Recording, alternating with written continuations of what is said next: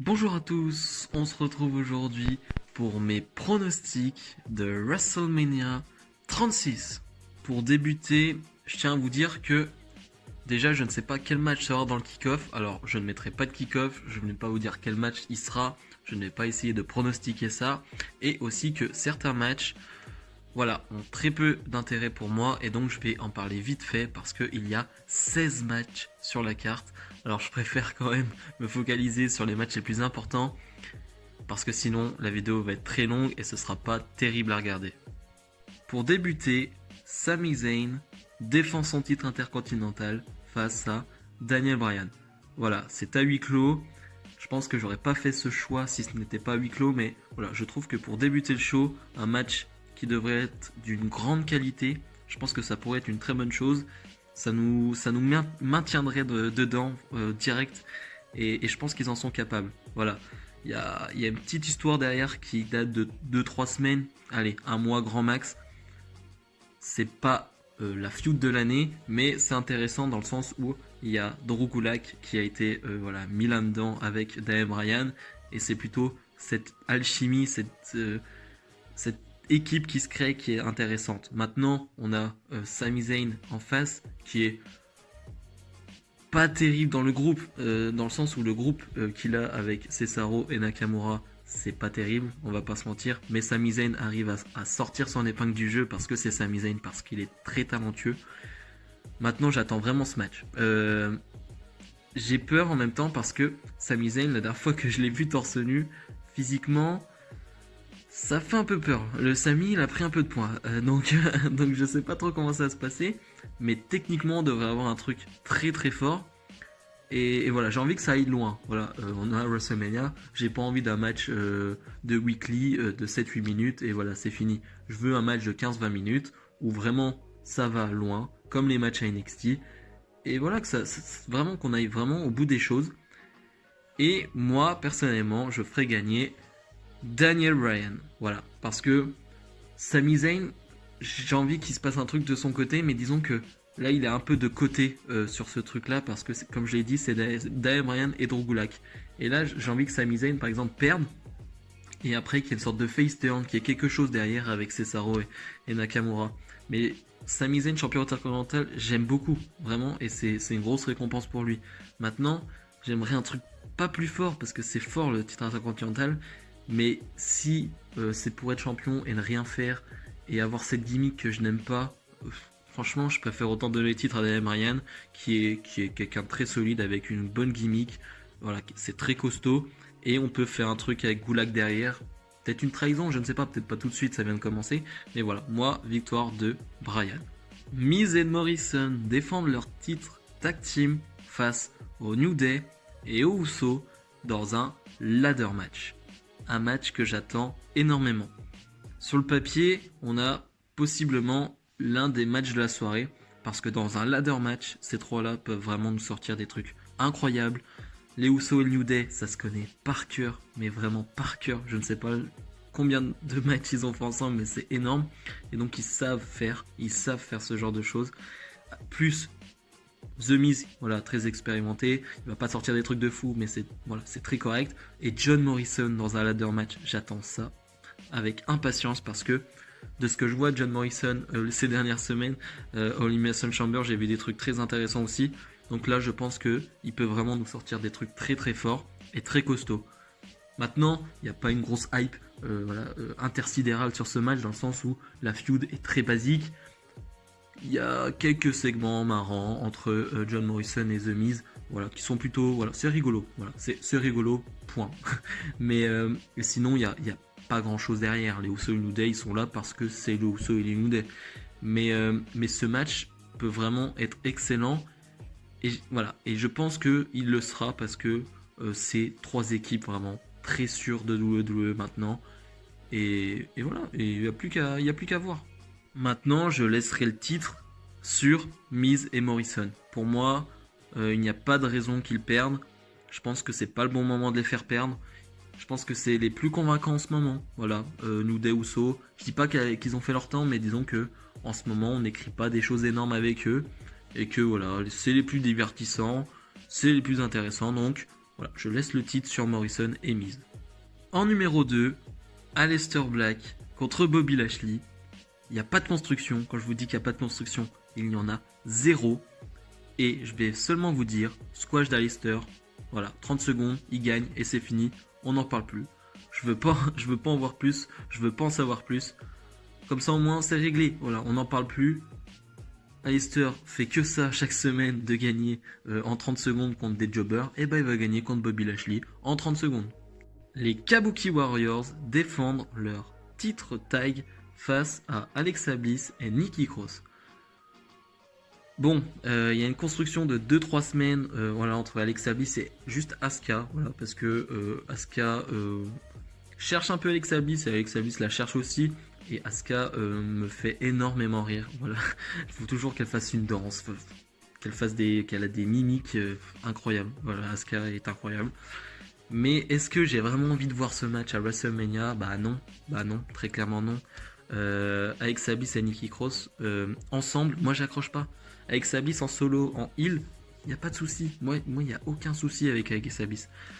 Mais avec Nikki Cross, qui fait la, entre guillemets, la bebe derrière, ouais, c'est lourd et je trouve ça nul. Voilà. Donc pour moi, pas un match très long et une victoire des Kabuki Warriors qui sont très solides. Et pour l'instant, il n'y a pas d'équipe qui peuvent les détrôner. Donc on leur laisse le titre et c'est très bien comme ça. Un match qui, pour le coup là, m'intéresse énormément. Otis face à Dolph Ziggler. Alors, premièrement, est-ce que c'est un match qui mérite d'être à WrestleMania? Oui, parce que il y a quelque chose de construit, il y a quelque chose de bien fait derrière, disons. Est-ce que tu me dis l'affiche Otis contre Dolph Ziggler, si tu me dis sans contexte, je te dis non. Est-ce que j'ai envie de voir ça? Non. Maintenant, on connaît l'histoire avec Mandy Rose.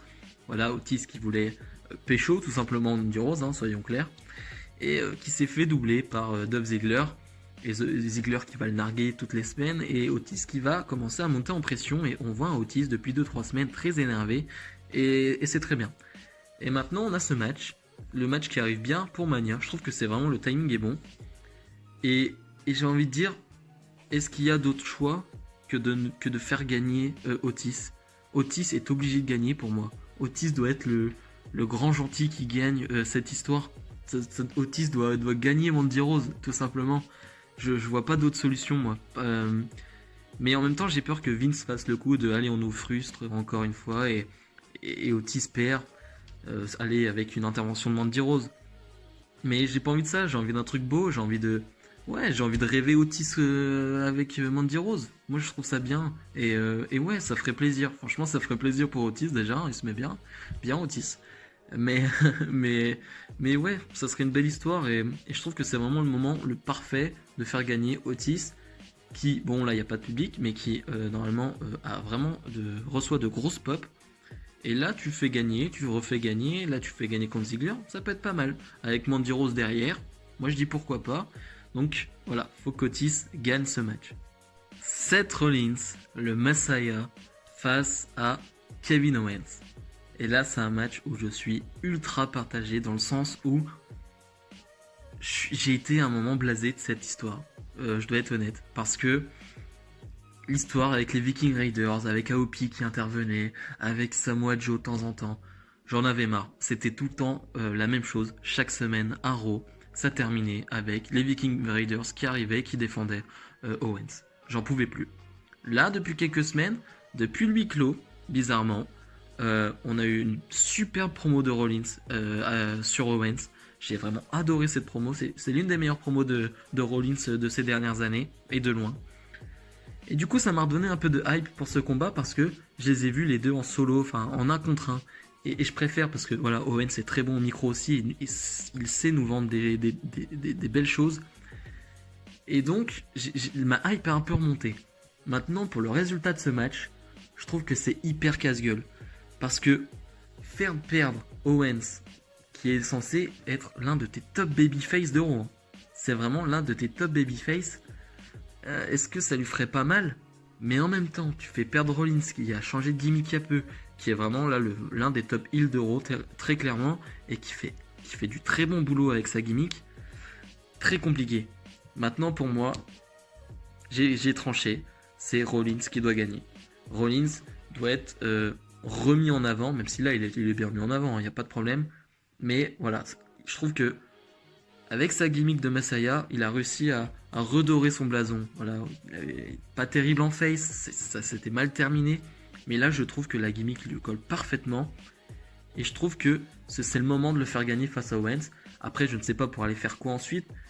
Mais voilà, je trouve que c'est le bon moment. Et Owens va s'en relever parce qu'Owens, il n'y a pas de problème pour Owens. Gros face. Quand le public reviendra, il aura toujours le soutien. Donc je me fais pas de soucis pour Owens. Mais pour moi, victoire de Rollins. Match féminin, Bayley défend son titre de SmackDown dans un fatal 5-way elimination match, il me semble, face à Lacey Evans, Naomi, Tamina et sa grande amie Sasha Banks. Très très compliqué ce match aussi, hein, parce que la hype n'est pas hyper présente quand on voit les compétitrices de ce match. Je parle surtout de Tamina, hein. Quand je dis ça, je parle clairement de Tamina parce que pour moi, Tamina n'a rien à faire là-dedans, hein. N'a rien à faire la WWE tout court, hein, j'ai envie de dire, mais bon. Bref, on va pas faire très long. Le seul intérêt de ce match, la seule intrigue intéressante, c'est Sasha Banks qui peut trahir Bayley. Voilà, moi c'est le seul truc que je vois et ça me fait chier parce que c'est le truc que je vais pronostiquer, c'est Sasha Banks qui va gagner le titre en trahissant Bayley. Et ça me fait chier parce que j'aurais aimé que ce soit un truc plus construit et que ça vienne au bout de 2 mois d'amitié et avec une trahison qui vienne à un match à Mania en un contre un. Mais là en même temps, j'ai pas envie de revoir Bayley avec le titre, j'en ai marre. C'est usant, ce n'est pas amusant. Est-ce que c'est divertissant Bayley en heel comme ça? Non, elle est déprimante Bayley. Et dans les autres, est-ce que tu veux voir Tamina championne? Vraiment Tamina championne? Non, Lacey Evans, non, c'est un peu tôt. Même si je trouve que c'est pas trop mal en face, Lacey Evans. Naomi, ouais, mais est-ce que c'est assez charismatique? Est-ce que c'est, je sais pas. Voilà, c'est compliqué. Donc moi je mets victoire de Sasha Banks qui trahit Bayley, mais à contre-cœur, j'ai envie de dire. Et pour moi, le main event du premier jour, Bray Wyatt face à John Cena dans un Funhouse match.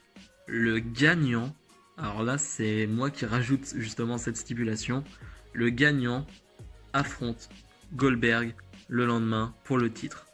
Parce que oui, voilà, je vais pas vous faire l'histoire, Roman Reigns, coronavirus, machin. Moi je mets ça parce que pour moi c'est la seule solution crédible.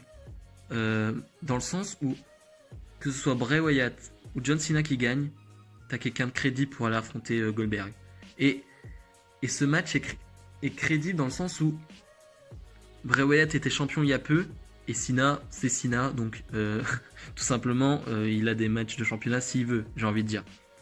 Et du coup, le match me hype énormément, parce que je me suis pas fait spoiler le match, mais disons que c'est un fun house match, et je pense que derrière, il va y avoir une production, ça va être ultra bien réalisé, et ça va être très pro, ça va être très mise en scène, et la WWE peut être très fort pour ça. Maintenant, la WWE peut être très mauvaise pour ça. Ça peut être très nanar, très, très bête, et ça peut être dérangeant, mais dans le sens où gênant. Voilà, ça peut être gênant à la sauce WWE. Maintenant, moi je me dis que ça peut être ultra divertissant, ultra bien, parce que dans tous les cas, est-ce que vous avez imaginé un seul instant un John Cena Bray Wyatt dans un match simple de 10 minutes? Compliqué en 2020, hein. Compliqué. Donc je trouve que c'est la bonne solution. Maintenant pour le gagnant du match, moi je mets Bray Wyatt forcément parce que Bray Wyatt doit gagner parce que Cena, même si voilà c'est Cena, voilà, moi dans le sens où je dis ça, c'est que Bray Wyatt doit aller affronter Goldberg le lendemain, voilà. Mais et Bray Wyatt doit rester encore plus fort dans le sens où il a quand même perdu contre Goldberg il y a très peu, en quoi, 2 minutes, 1 minute, je ne sais plus, et que voilà, une victoire face à Cena, même si c'est un Cena qui revient, c'est toujours ultra important dans une carrière, ça te repush en quelque sorte, et je pense que pour le lendemain c'est le bon choix. Je pense pas que la WWE fera ça, mais comme je vous le dis, ce sont mes choix, c'est un peu fantasy, mais voilà, moi c'est ce que je ferais, et Bray Wyatt qui affronte Goldberg le lendemain, ça a de la gueule. Les Street Profits défendent leur titre tag face à Angel Garza et le nouveau venu du côté de Raw, Austin Theory, voilà, qui a fait son arrivée à Raw ce lundi. Austin Theory qui était à NXT depuis quelques semaines, qu'on voyait très peu, hein, il vient vraiment d'arriver, et qui se retrouve propulsé dans un match pour le titre à WrestleMania à 22 ans. Je trouve l'histoire folle, je trouve que c'est vraiment ouf. Voilà, je rappelle, Andrade voilà, n'est pas à Mania, je crois qu'il est blessé, et donc du coup ils ont dû trouver un remplaçant de dernière minute. Et alors ok, ça fait pas énormément de sens, Angel Garza avec Austin Theory, mais t'as envie de dire, voilà, c'est deux petits jeunes, voilà, Zelina Vega en tant que manager qui va chercher encore un petit jeune, allez, on va dire ça passe. Et surtout, Austin Theory, c'est grosse qualité, gros physique, c'est peut-être gros futur, ça on ne sait pas, mais in-ring ça va être très bon. On perd pas au champ. Andrade c'est excellent, mais Angel Garza, Austin Theory face à Street Profit, ça peut être excellent. Maintenant je leur donnerai pas 20 minutes, faut pas exagérer, mais un petit match de 10 minutes dynamique, voilà, pas avec des petites soumissions, des wrestles toutes pourries, non, un truc dynamique. Là il y a moyen de faire un truc dynamique, vous avez des jeunes sur le ring, vous avez des gars talentueux, faites un truc dynamique pour l'adhésion tag, que ça passe bien, voilà. Que ça soit un passe-temps, mais un bon passe-temps, pas un Baron Corbin Elias, hein, voilà. Mais et donc du coup, bah moi forcément je donne la victoire aux Street Profits. Les Street Profits doivent conserver leur titre. Austin Theory va quand même pas gagner un titre directement, peut-être pas abuser non plus, surtout que c'est pas une équipe construite avec Angel Garza. Donc voilà, victoire des Street Profits face à Austin Theory et Angel Garza. Baron Corbin face à Elias. Bon, on va faire court, j'en ai rien à faire. C'est pas intéressant, il y a juste le segment à SmackDown voilà, où Elias tombe, qui est à peu près intéressant, qui est un peu divertissant. Tu te dis, ah ouais, ok, petite référence au Roi Lion un peu, j'imagine, mais c'est tout. Donc pour moi, victoire, peu importe, j'en ai rien à faire. Très clairement, j'en ai rien à faire. Allez, victoire d'Elias parce que j'en peux plus de Baron Corbin. Et voilà, on passe à autre chose. Rhea Ripley défend son titre NXT face à Charlotte Flair. Compliqué, hein, très compliqué cette histoire, parce que sur le papier, Rhea Ripley face à Charlotte, tu me vends ça, mais il y a 2 mois, je suis comme un fou. Je suis vraiment comme un fou. Rhea Ripley sortait d'une victoire face à Shayna Baszler. Charlotte, voilà, même si elle fait pas grand chose, elle a gagné le Rumble, mais elle fait pas grand chose, mais ça reste Charlotte. Mais je trouve que l'histoire, elle a été pas très bien amenée. Il y a quelques segments qui sont bons, mais dans l'ensemble, il n'y a rien de mémorable. J'ai pas un segment où je me dis, ouais, là c'est fort. Là je me dis, ouais, ok, je veux voir ce match. Il n'y a aucun segment qui me dit, ça va être puissant. J'ai pas ça en tête. Et je trouve que c'est problématique quand tu es censé avoir 2 stars, parce que Rhea Ripley à NXT c'est une star en devenir dans le roster principal, et Charlotte Flair c'est Charlotte Flair. Et là j'ai la hype au niveau du combat, parce que ça va être bon, c'est sûr, ça va être bon, mais sur l'histoire en elle-même, je suis partagé. Les promos étaient moyennes, les promos étaient ultra moyennes. Rhea Ripley qui était vraiment très badass, j'ai trouvé pas très badass du tout en fait, très fade Rhea Ripley. Et Charlotte qui nous fait les mêmes promos chaque semaine, c'est pas terrible, c'est lassant. Maintenant le match, j'ai vraiment envie de le voir pour le match en lui-même, parce que c'est 2 gros talents quand même, hein. Faut quand même se le dire, c'est 2 gros talents, et sur le ring ça va envoyer du lourd. Maintenant, pour le résultat final, moi, je n'enlève pas le titre à Rhea Ripley. Rhea Ripley conserve, elle l'a gagné il y a très peu de temps, et c'est pas le bon moment de la faire perdre, tout simplement. Et justement, la faire gagner face à Charlotte Flair, gros impact, je pense, sur la division féminine d'NXT. Tu as une Rhea Ripley qui peut revenir dans la division féminine d'NXT avec encore plus de puissance, de pouvoir, et là tu peux encore reconstruire un truc derrière. Et Charlotte qui perd, j'ai envie de dire, bon, ça lui fera pas de mal. Elle perd quand même pas très souvent, Charlotte, donc ça lui fera pas de mal. Et c'est comme d'habitude, c'est Charlotte Flair, elle se relèvera. Mais maintenant, moi j'ai envie de dire un truc, Charlotte Flair, faudra peut-être qu'elle se réinvente. Alors, Je vais m'expliquer. Dans le sens où, comme je disais, ces promos, c'est un peu toujours la même chose. C'est pas toujours très pertinent, c'est pas très intéressant.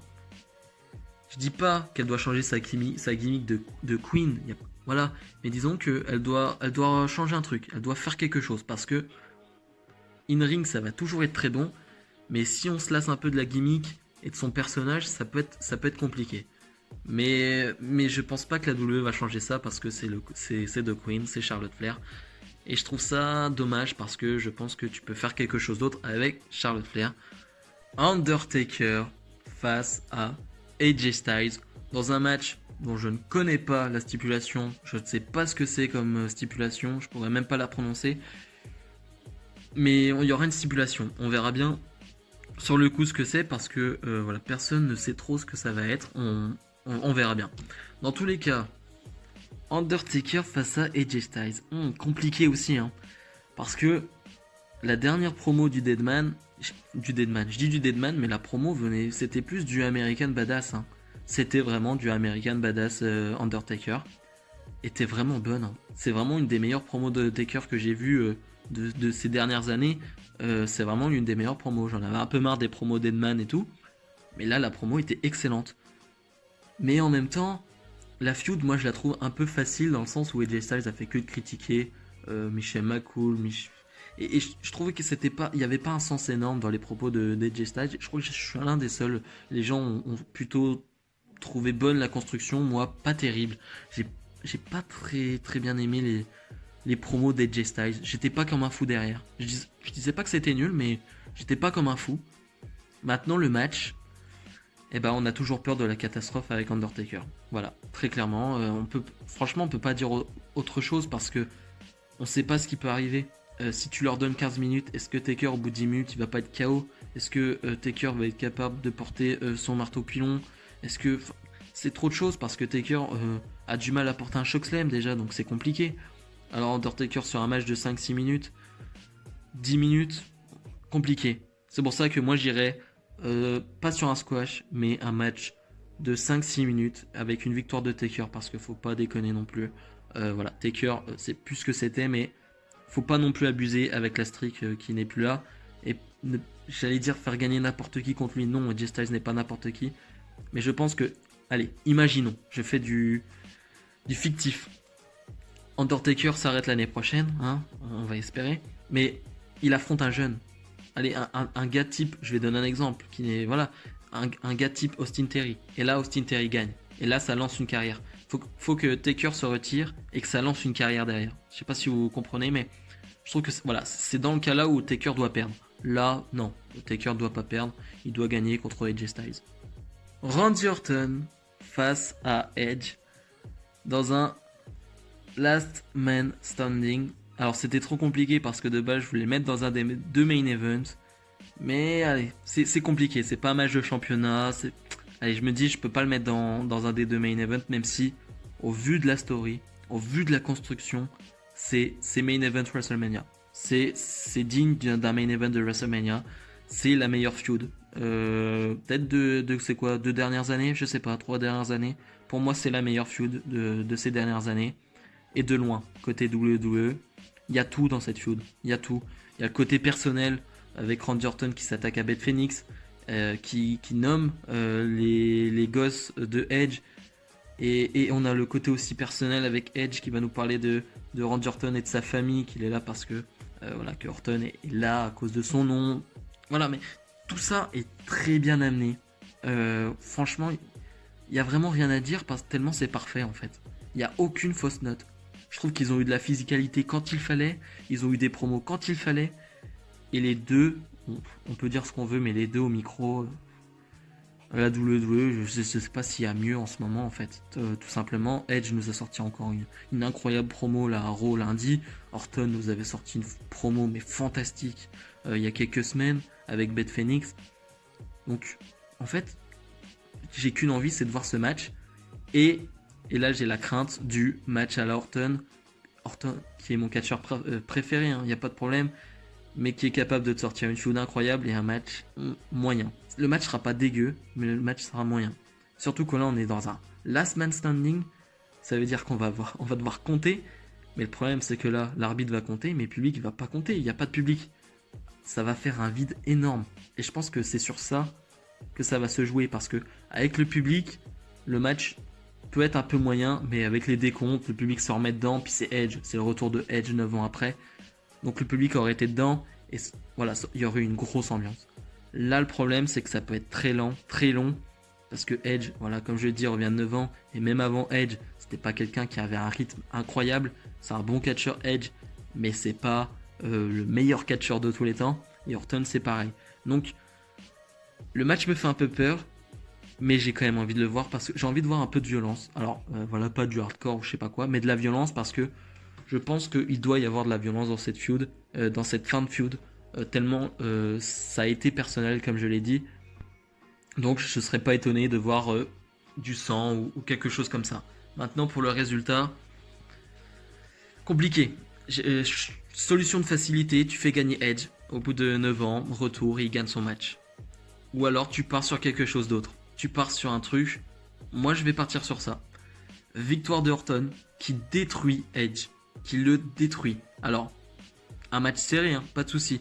Mais sur les dernières minutes, il le détruit. Et il prend l'ascendant.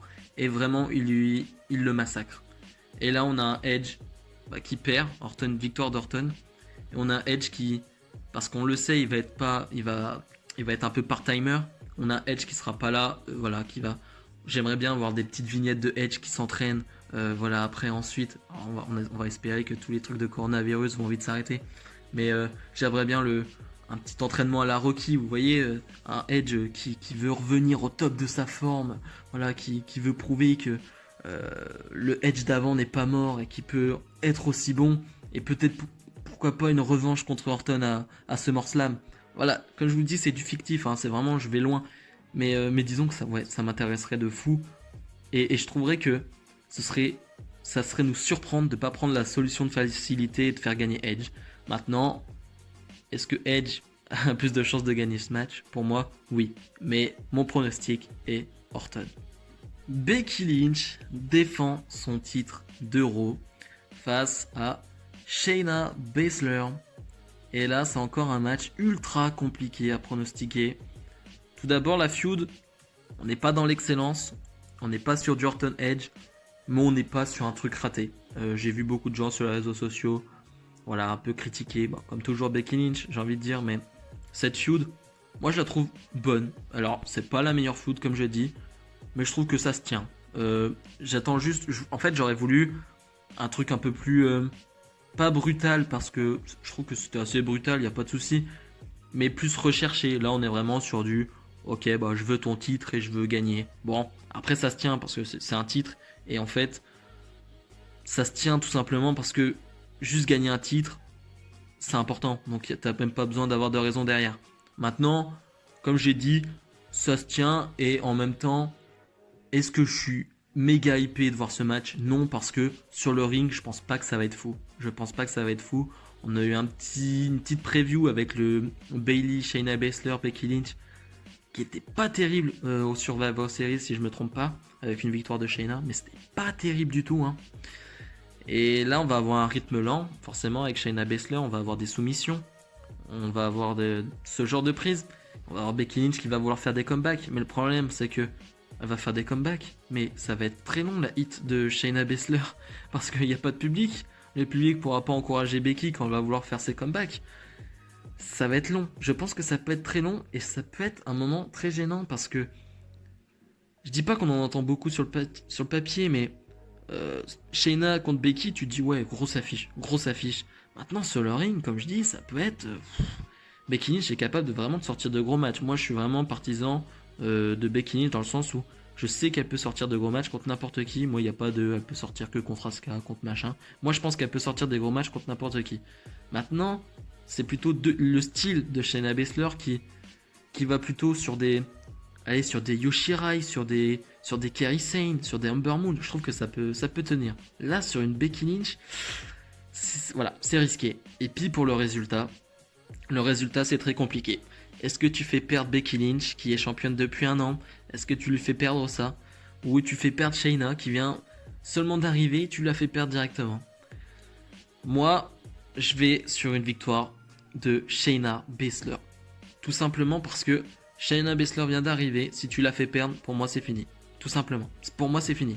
Elle n'aura plus aucune réaction de la foule. Et elle aurait perdu de l'intérêt. Et alors que là, si tu la fais gagner, ok, elle est en badass, elle est en championne d'Euro, elle l'avait dit, elle le fait. Et là, justement, tu peux reconstruire une Becky Lynch. Tu peux reconstruire une Becky Lynch. Ou alors, tu fais une Becky Lynch qui tourne heel, tout simplement. Il y a plein de choix à faire du côté de Becky Lynch. C'est pour ça que je la fais perdre, parce que je sais que de son côté, elle va rebondir. Si tu fais perdre Shayna, je sais pas si elle rebondit. Si tu fais perdre Becky, elle rebondit. Et je pense qu'elle peut très bien rebondir. Donc je me fais pas de soucis pour ça. C'est pour ça que, pour moi, victoire de Shayna. On aurait dû avoir Goldberg face à Roman Reigns pour le titre. Mais comme je vous l'ai dit, moi je remplace Roman Reigns et je mets Bray Wyatt. Et je donne un Bray Wyatt Goldberg, la revanche du dernier pay-per-view. Et je vais faire court, tout simplement parce que pour moi, ça doit être un match court.